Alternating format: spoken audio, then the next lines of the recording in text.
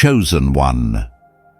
You don't need anyone to explain that feeling to you. The feeling of standing in a room full of people and knowing deep in your bones that you don't belong here anymore. The feeling of conversations swirling around you like noise from a frequency you've outgrown. You're not lost because something is missing in you. You're lost because you're waking up in a world that's still asleep. And this detachment you carry, it's not damage, it's not dysfunction, it's the first signal. Recognize it now. Let me describe what you've been living through and you tell me if this sounds familiar. You sit at family gatherings where everyone laughs and everyone talks, but you find yourself watching more than participating. Not because you don't care, but because something in you has shifted.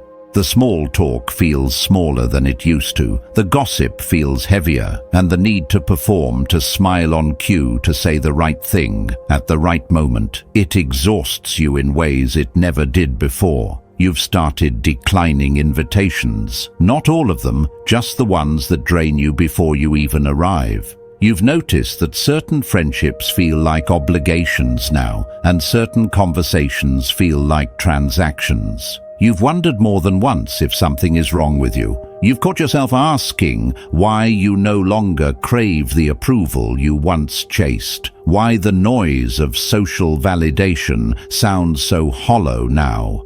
Here's the truth. No one told you nothing is wrong with you. You're not becoming cold, you're becoming conscious. The shift you feel isn't deterioration. It's discernment waking up inside you, and it's asking you to pay attention. Let me name what's really happening beneath the surface of your experience. You feel misunderstood often by the very people who should know you best. You've caught yourself wondering if you're losing your ability to connect, if you're becoming someone you don't recognize. You've asked the question in the quiet of your own mind, why don't I want to fit in anymore? And underneath all of that, there's a fear that maybe you're becoming heartless, maybe you're building walls instead of wisdom, maybe the distance you feel is a sign that something inside you has broken. But what if I told you that question itself is the evidence that you haven't broken at all? The fact that you're asking it means your conscience is intact and your compassion is still there. What's changing is not your heart, it's your tolerance. You're not losing your ability to connect. You're losing your patience for connections that cost more than they give. You're not shutting down, you're waking up to the difference between presence that fills you and presence that empties you. That awareness is not cruelty. That awareness is growth finally demanding its seat at the table of your life. Now let me reframe everything you've been feeling, because perspective changes everything. This detachment is not a symptom, it's a signal, and the difference between those two things will change how you see your entire journey. A symptom says something is wrong, while a signal says something is shifting. A symptom needs to be fixed, but a signal needs to be followed. You've been treating your detachment like a disease when it's actually a direction. You've been apologizing for a transformation that requires no apology. Think of it this way: when a caterpillar starts feeling uncomfortable in its cocoon, the discomfort isn't the problem. It's the sign that the cocoon has served its purpose. The creature inside has grown beyond the container, and if it stays, it dies, but if it pushes through, it flies. You are not breaking down, you are breaking out. The relationships that once fit now feel tight. The environments that once nurtured now feel limiting. The version of you that people expect to show up, that version is being shed. And what's emerging underneath is something they don't have language for yet. When your frequency changes, what once resonated starts to sound like static. That's not a malfunction, that's alignment in progress. And here's what heaven wants you to understand right now. Your detachment is seen, it is noted, and it is not being ignored by the architect who designed your soul. You are not being punished with isolation, you are being prepared through it. The silence around you is not abandonment, it is construction. God is clearing space, not to leave you empty, but to build something that requires room. You weren't pulled away from the crowd because you failed to belong. You were pulled away because you've outgrown what that crowd could carry. And the architect doesn't waste materials. Every connection that fell away, every door that closed, every friendship that faded, it was measured. It was intentional. It was making space for what your hands will soon be asked to hold. What follows in this message will go deeper than the surface of what you've been told about loneliness and isolation. This is not about learning to cope with solitude. This is about understanding why solitude was assigned to you, not as punishment, but as preparation.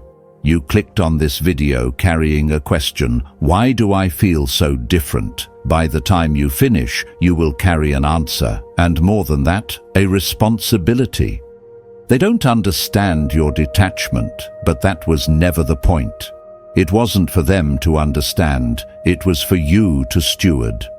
And that journey, the one between confusion and clarity, begins now. The journey between confusion and clarity is not a straight line, and it doesn't happen by accident. It happens by design, and now that you've recognized the signal for what it is, the question shifts from "what is wrong with me?" to something far more powerful, "what is being built in me?" That question marks the threshold between two entirely different ways of moving through your experience. On one side stands the victim, on the other stands the architect, and you are being invited to cross over. For too long you've carried a story that was written in the language of loss. You told yourself you were isolated, misunderstood, abandoned by people who should have stayed. You looked at the empty chairs around your table and counted them as evidence of rejection. And I'm not here to tell you that story was wrong, because in the moment it felt true. Pain always feels true when you're standing inside it. But feeling true and being complete are not the same thing. The story you've been telling has been accurate in its facts, but limited in its frame. And today, that frame expands. Here is the shift that changes everything. What if nothing has been happening to you and everything has been happening for you? What if the people who left weren't abandoning your life, but evacuating a construction zone? What if the silence you've interpreted as punishment is actually protection, a quarantine of your energy, while something sacred is being assembled inside you? The victim asks, "Why me?" And the question echoes without resolution. But the architect asks, "What is this building in me?" And suddenly the same events carry different weight. Loss becomes clearing. Rejection becomes redirection. Loneliness becomes a foundation being poured in private. Let me show you what I mean with an image that will stay with you. Imagine a master builder working on a structure that will outlast generations. When people walk by the site, they see demolition walls, torn down dust, everywhere chaos in every direction. They shake their heads. They assume something has gone wrong, but the builder knows what they cannot see. The old walls were load-bearing for a structure that no longer serves. They had to come down before the new design could rise. You are that site, and God is that builder. The people watching your life from the outside see debris. Heaven sees blueprints being honored. Every relationship that has fallen away was not a failure of your worthiness. It was a wall that couldn't support what you're becoming. Every door that closed was not rejection of your presence. It was protection of your future. Every season of silence was not divine neglect. It was the sound of foundations being laid where no one could witness. The architect doesn't explain the process to spectators. He reveals the purpose to those who trust the timeline. And you, chosen one, are being asked to trust a timeline that has not yet shown its full shape. This is where your identity must shift, and I need you to feel the gravity of what I'm saying. You are not a victim of circumstance. You are a steward of construction. The difference is not semantic, it's spiritual. A victim waits to be rescued. A steward takes responsibility for what's been entrusted. A victim blames the past. A steward builds with the materials the past provided. A victim leaks energy into explanations. A steward invests energy into alignment. The moment you stop seeing yourself as someone life happened to and start seeing yourself as someone life is being built through, you reclaim authority over your own narrative. Consider this: the same fire that destroys a forest is the fire that unlocks seeds buried deep in the soil. Some seeds cannot germinate without heat. Some purposes cannot activate without pressure. The seasons that burned you were not designed to end you. They were designed to unlock what was dormant in you. And now that the heat has passed, now that the smoke is clearing, something is pushing through the soil that wasn't there before. You didn't survive those seasons by accident. You survived because what's inside you was engineered to outlast what was thrown at you. That endurance is not luck, it's design. So here is your new assignment, and it begins in the mind before it ever reaches the mouth. Every time you catch yourself thinking "I've been left behind," replace it with "I'm being positioned ahead." Every time the old narrative whispers, "No one understands me," respond with, "My blueprint doesn't require approval." Every time isolation creeps in like shame, rename it as incubation. You are not abandoned in the wilderness, you are being forged in it. And the architect who led you here has never lost a project to the process. What feels like destruction is renovation. What feels like ending is transition, and what feels like nothing happening is everything being prepared. You are not the victim of your detachment. You are the blueprint it's revealing. What feels like nothing happening is everything being prepared. And now that you understand, you are the blueprint rather than the victim, the question becomes practical. How do you protect what's being built? How do you guard the construction site while the architect is still at work? The answer is not complicated, but it will cost you something you've been giving away for free. The answer is silence. Not the silence of defeat, not the silence of fear, but the silence of someone who has finally learned where their energy belongs and where it does not. Let me be precise about what I mean, because silence has been misunderstood for too long. Silence is not the absence of words, it is the presence of choice. It is the deliberate decision to stop spending your energy on battles that were never yours to fight, on explanations that will never be received, on defenses that only dignify accusations that deserve to die in the dark. Every time you explain yourself to someone who has already decided not to understand, you lose. Not because you're wrong, but because you've traded something precious for something worthless. You've exchanged your peace for their opinion, and that trade has never once worked in your favor. Think about how much energy you've spent in the last year alone trying to make people see you clearly. Think about the conversations you've replayed in your mind, the arguments you've rehearsed in the shower, the messages you've typed and deleted and typed again. Think about how exhausted you felt after encounters with people who drain you, not because they took something physical, but because they pulled from a well that was never meant for them. That well is your energy, and silence is how you stop the leak. Silence is how you put a lock on what belongs to you and start investing it in what actually grows. Here is why silence works as a spiritual weapon, and I need you to understand the mechanics. People who thrive on chaos need one thing to survive your reaction. They feed on your defense. They grow stronger when you engage. Your emotional response is their oxygen, and when you cut the supply, they suffocate. Not physically, but strategically. When you stop reacting, you stop fueling. When you stop explaining, you stop giving them material to twist. When you simply observe and release, you become untouchable in a way that terrifies those who once controlled you. Your silence doesn't just protect you, it exposes them. It forces them to sit with their own behavior without your response to distract from it. It becomes a mirror they cannot escape. But I need to clarify what silence is not, because this is where many people lose their way. Silence is not swallowing your anger until it poisons you from the inside. Silence is not fear dressed up as wisdom. Silence is not punishing someone by withdrawing your presence as manipulation. That's not power, that's passive aggression wearing a spiritual mask.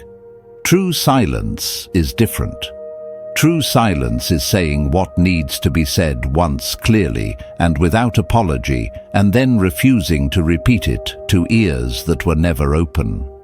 True silence is knowing the difference between a conversation and a performance, and choosing not to audition for people who've already cast you as the villain in their story. Let me give you something concrete to carry with you.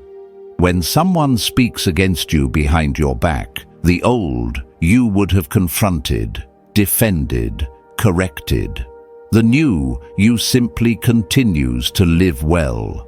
Your silence lets their words fall into the space where your reaction used to be, and in that space, their words have no power.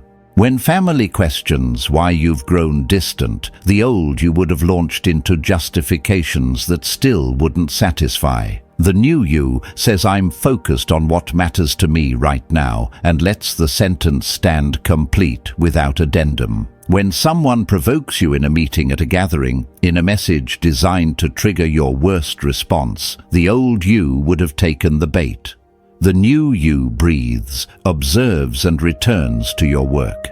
That non-reaction is not weakness. It is warfare conducted on a plane they cannot access. And here is what happens when you practice this consistently, when silence becomes not just a tactic, but a lifestyle.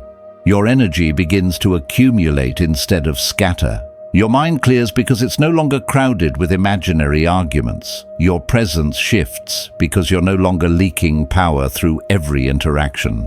People start to sense something different about you, not because you announced a change, but because change announces itself through the weight of your stillness. The right people respect your quiet. The wrong people are disturbed by it, and that disturbance is not your problem to solve. Silence is how you reclaim what was always yours, and boundaries are how you protect it permanently. Silence is how you reclaim what was always yours, and boundaries are how you protect it permanently.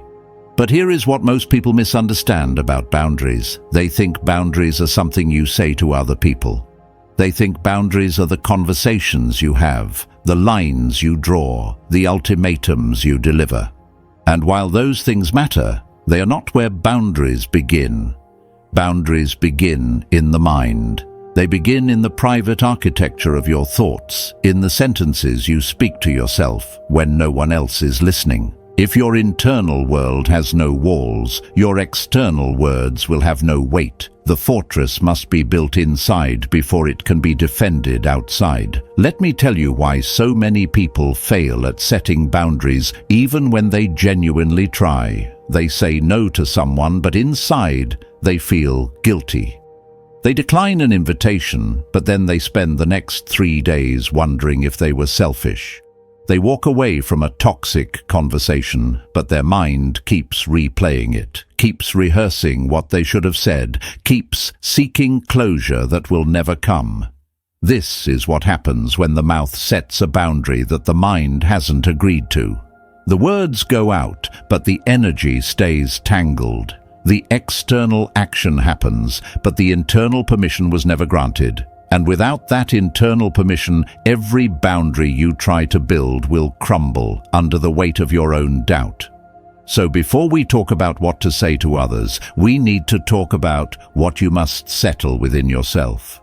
There are 3 mental boundaries that must be established in your inner world before anything else can hold. These are not suggestions. These are foundations. And if you build on sand because you skipped this step, don't be surprised when the whole structure collapses the first time pressure is applied. The architect doesn't start with the roof. He starts with what will bear the weight. And these 3 truths are what will bear the weight of everything that comes next. The first boundary you must establish in your mind is this: you are not responsible for other people's emotional reactions. Let me say that again, because it contradicts everything you were taught. You are responsible for your behavior, for your words, for your intentions, but you are not responsible for how someone else chooses to receive them.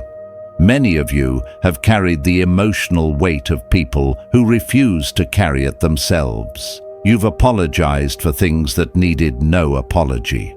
You've shrunk yourself to keep others comfortable. You've twisted yourself into shapes that don't fit your soul because someone else's disappointment felt like your failure. But their reaction is their journey. Their interpretation is their responsibility.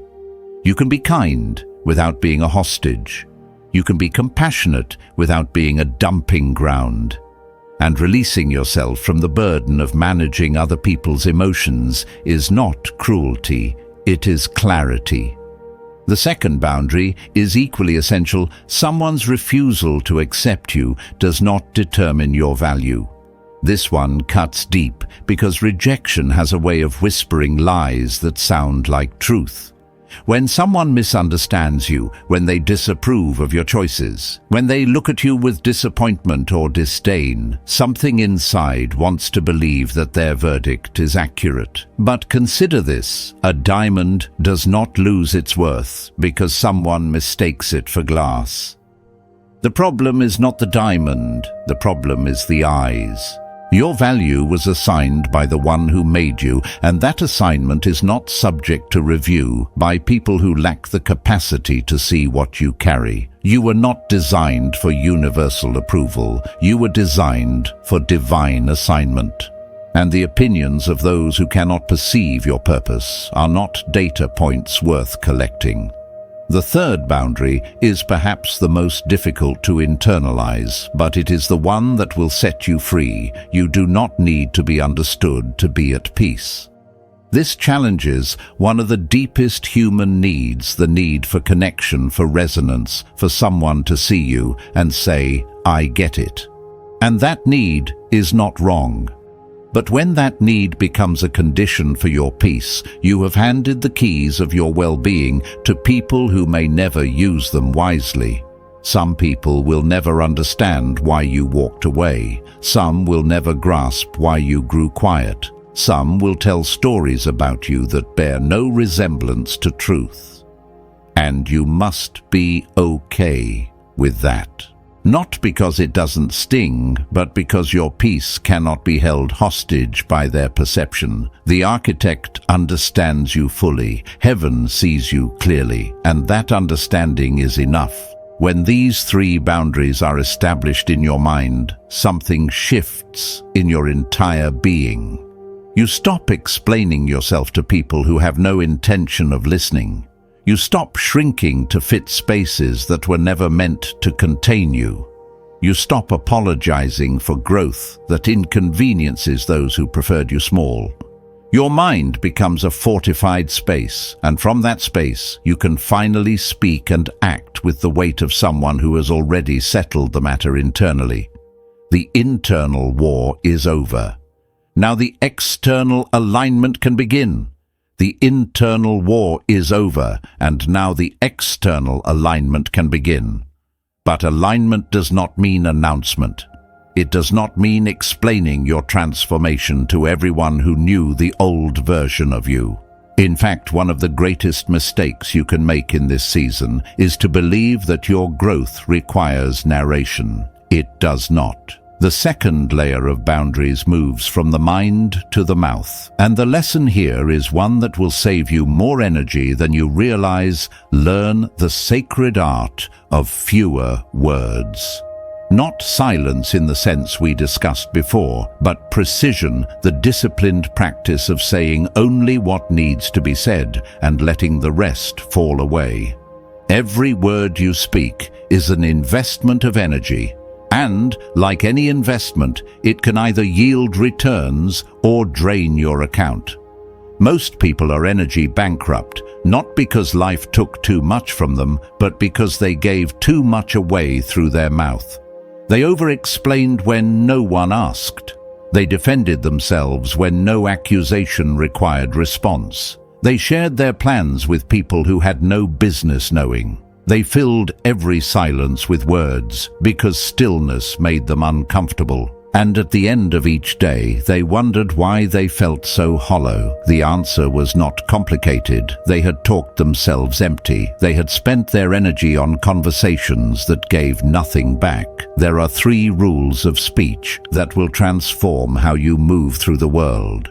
And I want you to treat these not as suggestions, but as disciplines. The first rule is this: do not explain when you have not been asked. This sounds simple, but it will confront every people-pleasing instinct you've developed over years of trying to be understood. When you make a decision to leave, to stay, to decline, to pursue, you do not owe anyone a paragraph of justification. "I'm not available" is a complete sentence. "This doesn't work for me" is a complete sentence. "I've decided otherwise" is a complete sentence. The moment you add "because without being asked," you are unconsciously seeking permission, and you are no longer in a season where permission from others is required.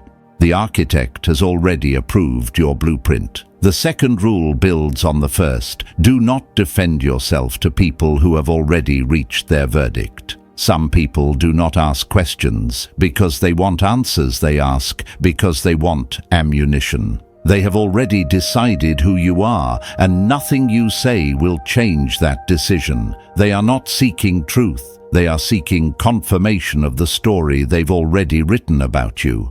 When you engage with this, when you launch into explanations and corrections but that's not what I meant, you are performing for a jury that has already delivered its sentence. It is wasted breath.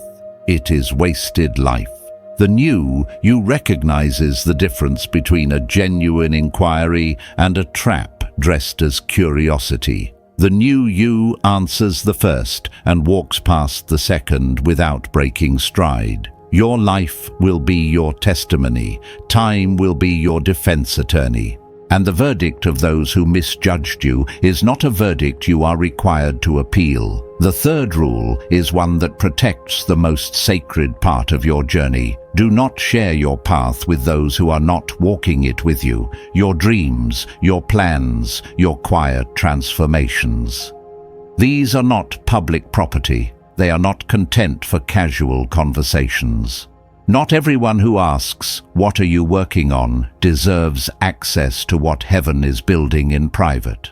Some people ask because they care, but many ask because they are auditing your life from the sidelines, looking for reasons to doubt, waiting for evidence that you will fail. Protect your vision the way you would protect a flame in the wind. Speak it only to those who have proven they can be trusted with fragile things. The architect does not post blueprints on public walls. Neither should you.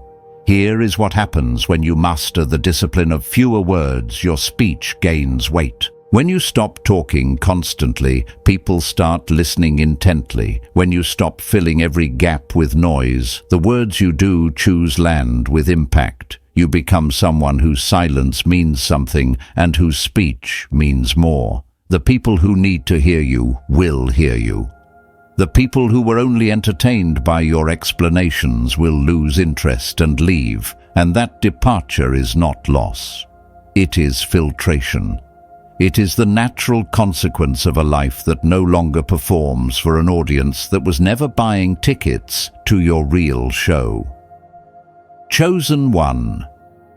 Your words are seeds, and you have been scattering them on concrete for too long. From this point forward, you plant only in soil that can receive what you carry. You speak only into spaces that honor what you offer.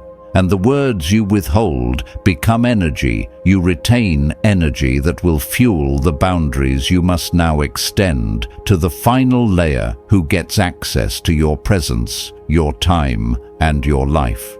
The words you withhold become energy you retain, and that energy must now fuel the final layer of protection, deciding who gets access to your presence, your time, and your life. This is where boundaries move beyond the internal and the verbal into the structural.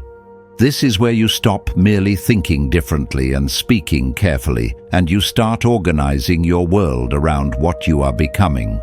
Not everyone belongs in every room of your life. Not everyone who knew the old you has earned a seat at the table. The new you is building. And learning to make that distinction without guilt is one of the most important skills you will ever develop. Think of yourself as a building with multiple floors and understand that access is not a right, it is a privilege earned through trust and demonstrated through time. The ground floor is public. Anyone can walk by. Anyone can see the exterior.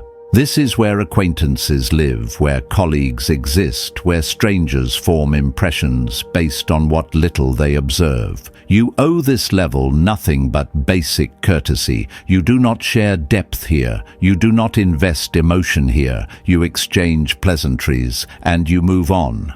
The middle floors require more. These are people who have shown some evidence of trustworthiness, some capacity for genuine connection, but who have not yet proven they can handle the weight of your full truth. You share selectively here. You observe how they handle what you give them before you give more. And the top floor, that space is reserved for the very few who have walked through fire with you, who have seen you at your lowest and did not use it against you, who have proven over seasons that their presence adds to your life rather than subtracts. Most people will never see this floor, and that is not coldness, that is architecture. Here is how you know when someone's access level needs to be reduced, and I want you to pay attention because these signs are often subtle before they become obvious. If someone consistently shares what you told them in confidence with others, their access is too high. If someone only appears when they need something and vanishes when you do, their access is too high. If you find yourself performing around them, editing yourself, shrinking to avoid their judgment, their access is too high. If after every interaction you feel drained instead of filled, emptied instead of encouraged, their access is too high. These are not dramatic betrayals. These are quiet misalignments. And quiet misalignments left unchecked become loud destructions. You do not need a catastrophic reason to adjust someone's position in your life. A pattern of subtle withdrawal from your peace is reason enough. Now here is what makes this difficult, and I will not pretend otherwise. Some of the people who need to be moved are people you love. Some are family. Some are friends who were there in previous seasons, but who cannot journey with you into what's next. And the guilt of that realization can be paralyzing. You wonder if you're being cruel. You wonder if you're abandoning people who need you. But consider this: you cannot pour from a vessel that others are constantly draining. You cannot build what heaven has assigned if your energy is being siphoned by those who neither understand nor support the construction. Protecting your access is not abandonment, it is stewardship.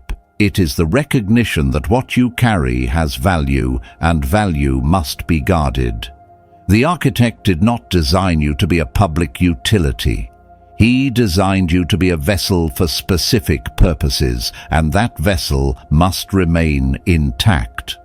Let me give you practical wisdom for how this works in daily life, without unnecessary drama or announcement.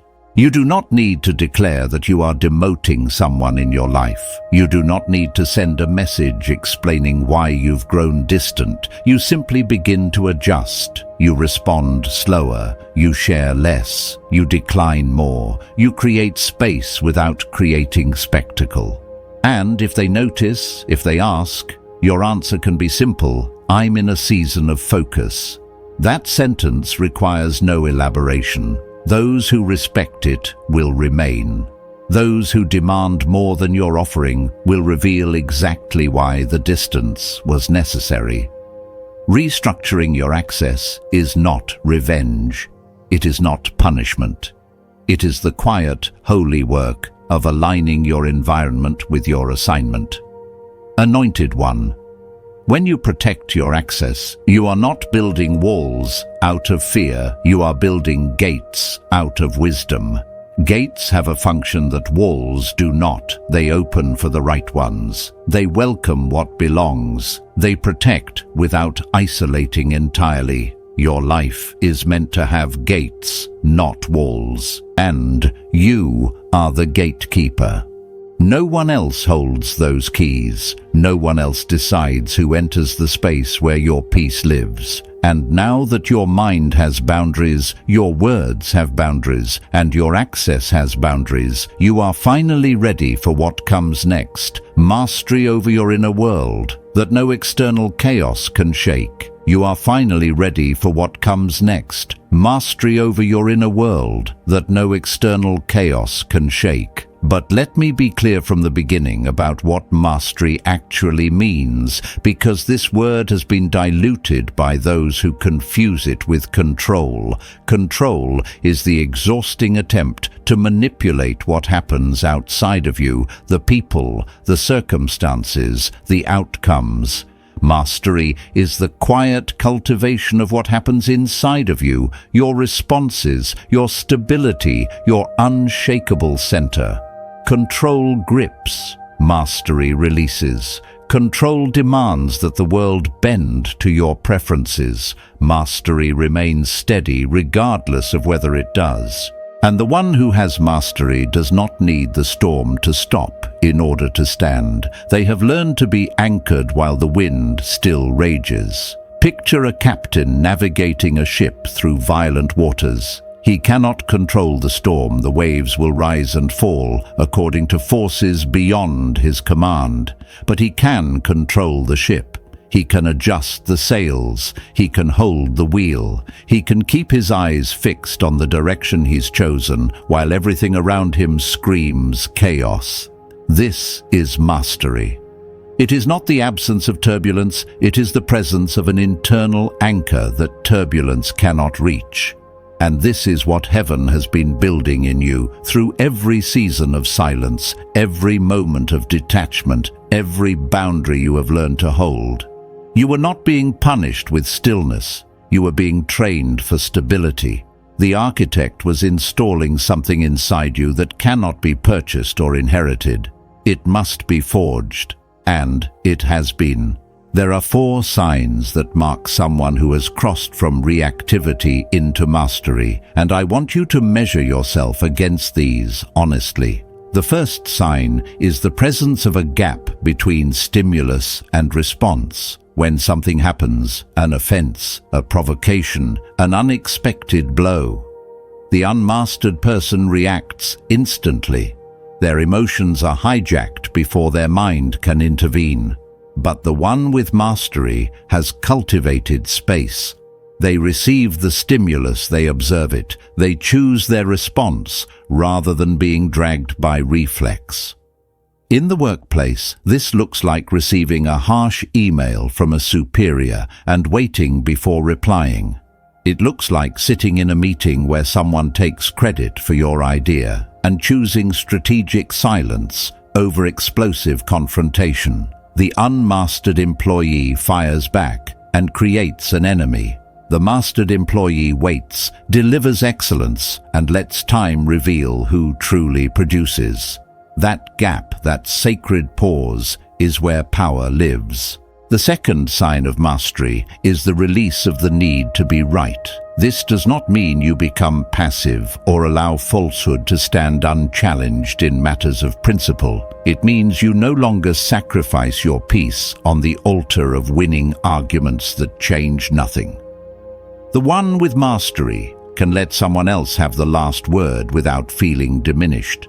They understand that most debates are not about truth, they are about ego. And ego is an expensive master that always demands more than it delivers. In financial decisions, this manifests as the ability to hear advice that contradicts your position without defensiveness. It means considering that your strategy might be flawed without your identity crumbling. The investor who must be right holds losing positions too long because admitting error feels like death. The investor with mastery cuts losses cleanly because their worth is not tied to being correct, it is tied to being wise. The third sign is the end of compulsive explanation. The one with mastery says what needs to be said once and does not circle back to repeat it for those who chose not to hear. They have made peace with being misunderstood because they know that clarity forced upon closed ears is just noise with extra steps.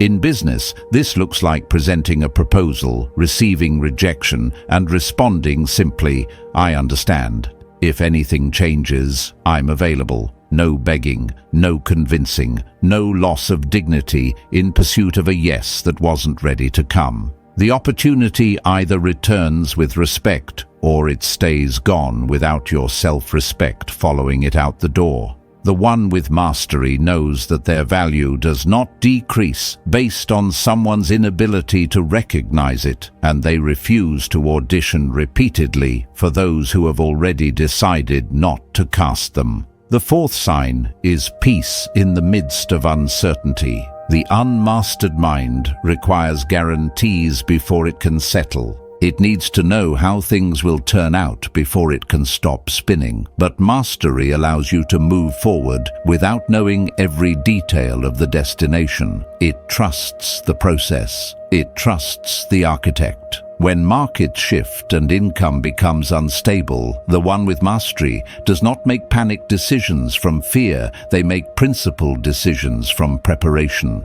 They have built reserves, not just in their accounts, but in their souls. Chosen one, this mastery is not a distant summit you must climb toward. It is the territory your detachment has already been preparing you to inhabit. And in the next chapter, we put it into practice where it matters most in work, in wealth, and in daily life.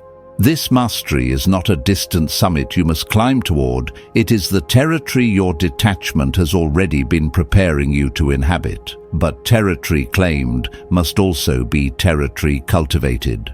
Mastery that lives only in theory is not mastery at all. It is philosophy without practice, and philosophy without practice changes nothing. So now we move from understanding to application, from concept to concrete, from knowing what mastery is to living it, where it costs something in your work, in your relationship with money, and in the daily moments that seem small but shape everything.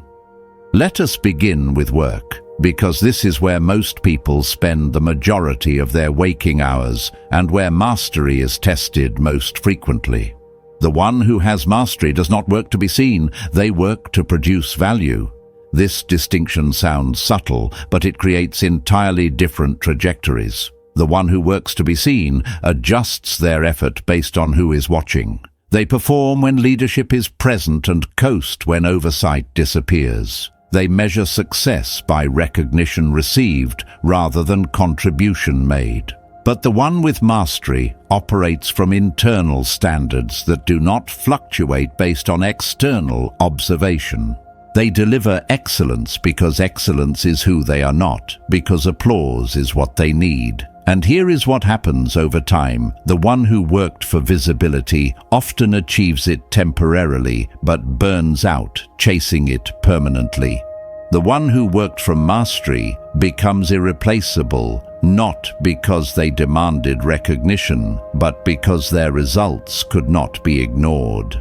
When you are undervalued at work, and this will happen because discernment often precedes acknowledgement, the unmastered response is to complain, to broadcast your frustration, to demand the recognition you feel you deserve. The mastered response is different. You continue to build. You document your contributions quietly. You develop skills that increase your options. You understand that your current environment may be preparation, not destination, and that the architect sometimes uses seasons of being overlooked to develop in you what seasons of spotlight would have corrupted. The promotion may come in this place, or it may come through departure to another, but your peace does not depend on which door opens first, because your identity is not held hostage by any single organization's ability to perceive your worth.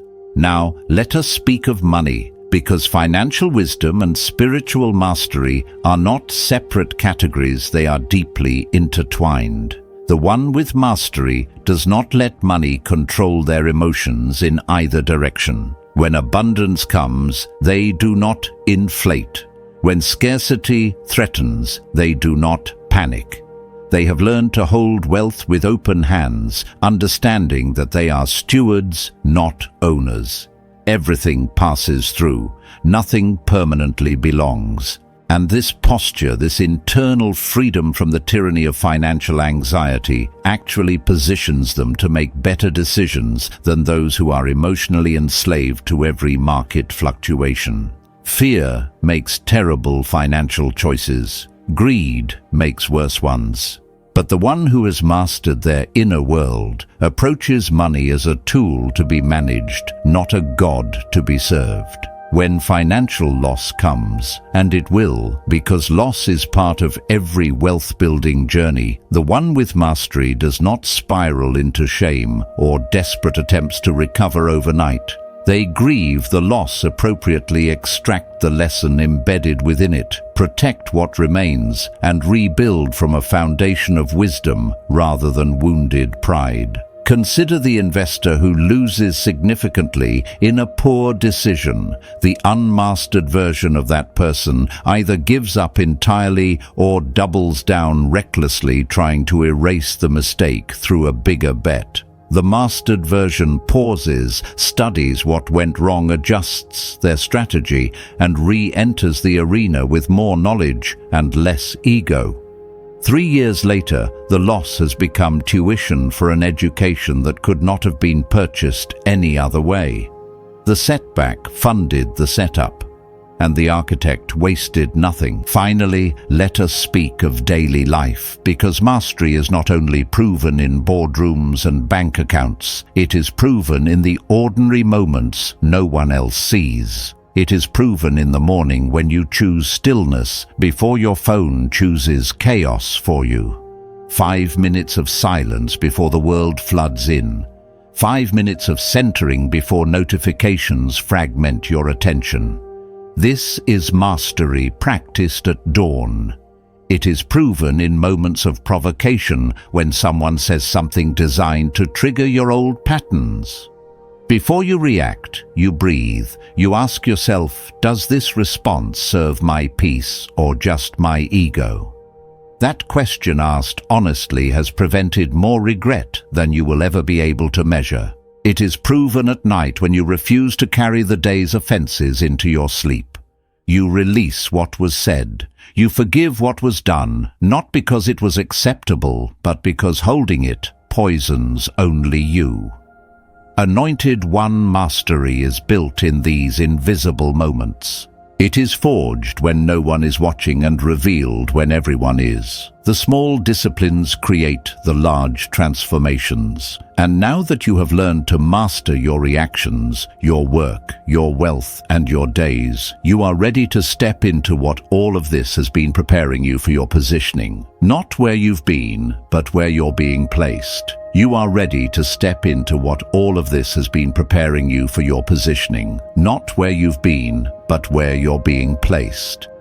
And before we move forward, I need you to pause and recognize how far you have already traveled. You began this journey carrying a question that felt like a wound. Why do I feel so different? You carried the weight of isolation, the confusion of detachment, the quiet fear that perhaps something in you had broken beyond repair. But look at where you stand now.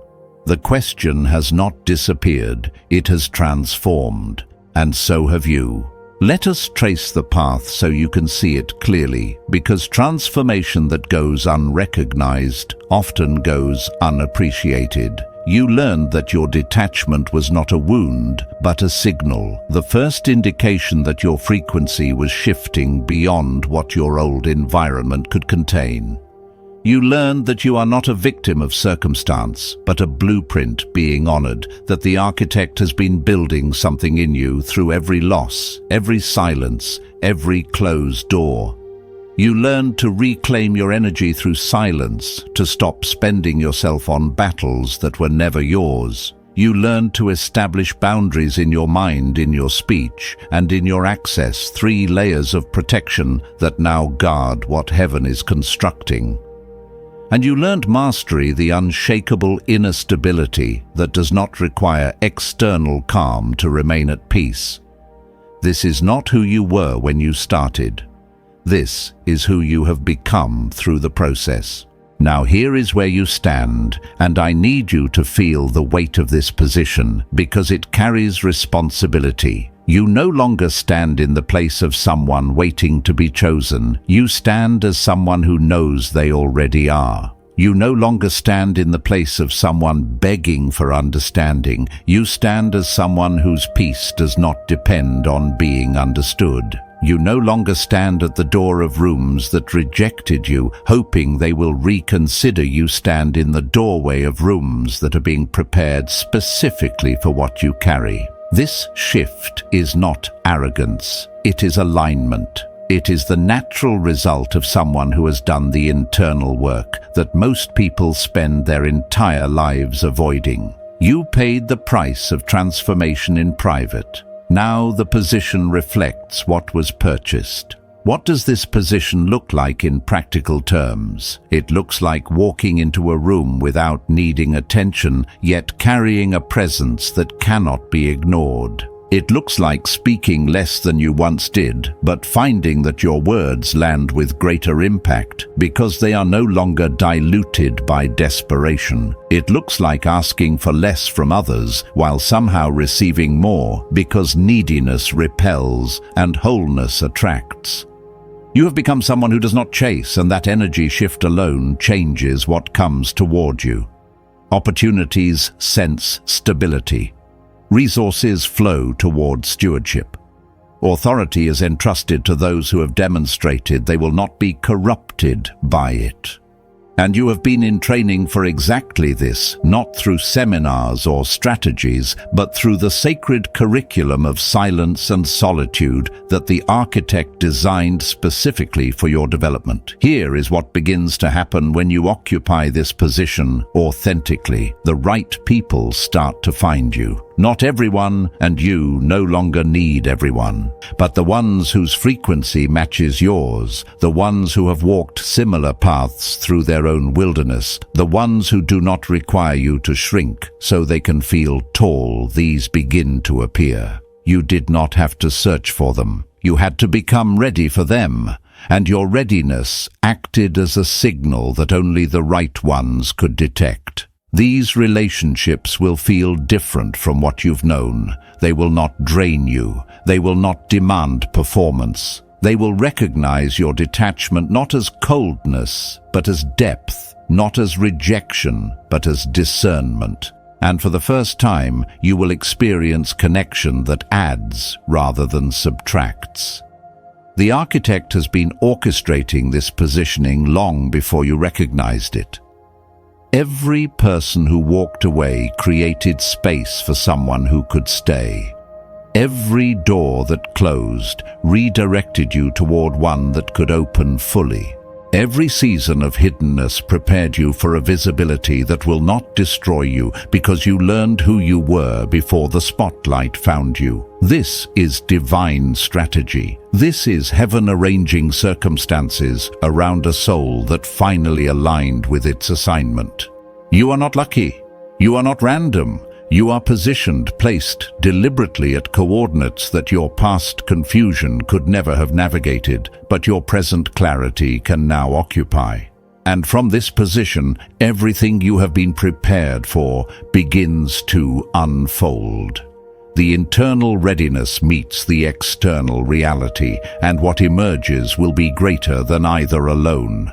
The internal readiness meets the external reality, and what emerges will be greater than either alone. This is where you now stand at the intersection of everything you've endured and everything you're about to step into.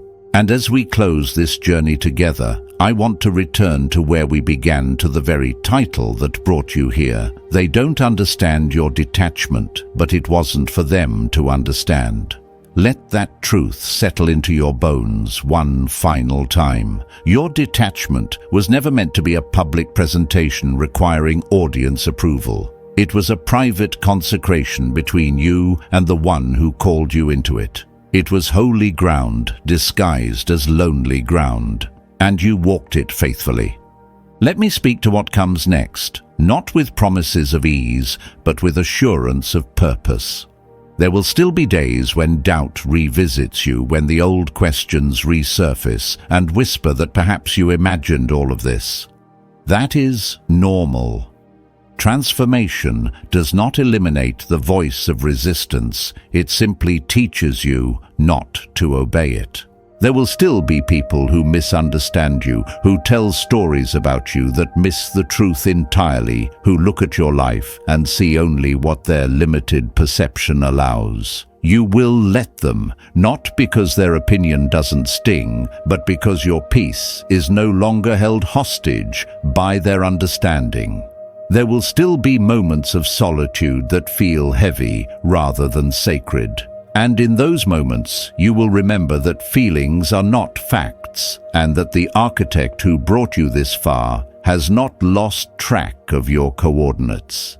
Here is my benediction over you, chosen one, spoken not as empty words, but as truth. I believe heaven is releasing over your life in this very moment. May your silence become sanctuary rather than prison.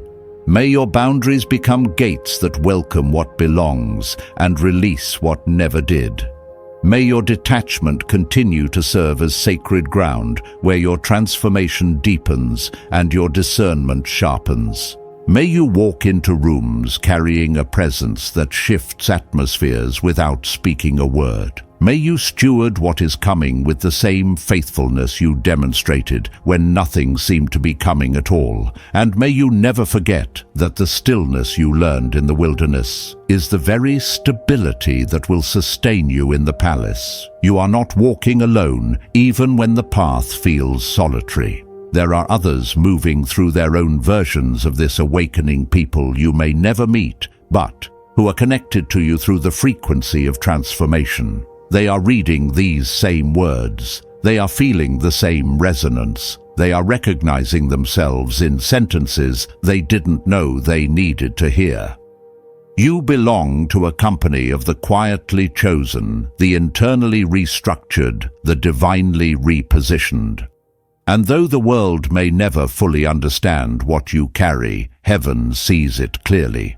The architect knows every blueprint line, every demolished wall, every foundation stone that was laid in secret. Nothing was wasted, nothing was random, everything was preparation. They don't understand your detachment. And now you know it was never for them to understand. It was for you to steward. And you have. If something in this message reached a place in you that words don't usually touch, leave a witness in the comments, not for algorithms, but for the others who need to know they are not alone on this road.